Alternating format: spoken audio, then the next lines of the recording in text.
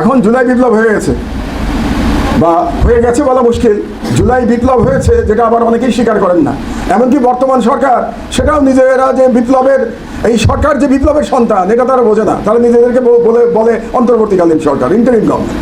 সুতরাং বিপ্লব এই সরকারও বোঝে না, রাজনৈতিক দলগুলোও বোঝে না। কাজে বিপ্লব চলমান আছে এবং এই বিপ্লব সম্পূর্ণ করতে হলে আমাদেরকে রাজনৈতিক দল যখন ক্ষমতায় আসবে তাদের আচরণ দেখে আমাদেরকে কার্যকর ব্যবস্থা নিতে হবে যাতে বিপ্লবকে সম্পন্ন করা যায়। এবং আমি মনে করি যে একটু আগে আমাকে একজন প্রশ্ন করছিলেন যে আবার ফিরে আসার কোনো সম্ভাবনা আছে কিনা। আমি বলেছি আপার পিরিয়ড ইজ ওভার।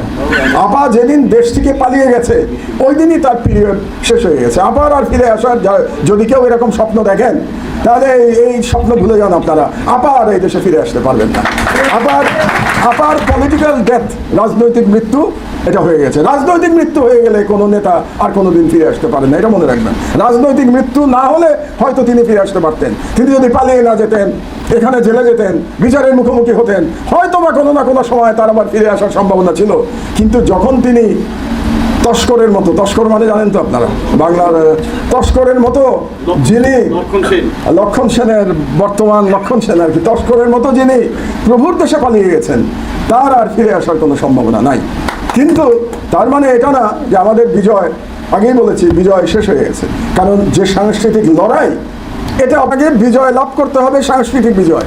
যে সফট পাওয়ারের কথা আমরা এতক্ষণ বলেছি সেই সফট পাওয়ারের বিরুদ্ধে আমাদেরকে বিজয় লাভ করতে হবে এবং তার জন্যে আপনাদেরকে বুদ্ধিবৃত্তিকভাবে ইন্টেলেকচুয়ালি ফাইট করতে হবে, লেখালেখি করতে হবে। এবং আমাদের পত্রিকায় আমরা যারা আছি, পত্রিকা যারা চালাই, আমরা আমাদের দায়িত্ব পালন করবার চেষ্টা করব। তো আজকে আপনারা যে এমন একটি অনুষ্ঠানের আয়োজন করেছেন এই জন্য আপনাদেরকে ধন্যবাদ জানাচ্ছি এবং আমাকে এখানে বক্তব্য দেওয়ার জন্য, আমন্ত্রণ জানানোর জন্য অশেষ কৃতজ্ঞতা।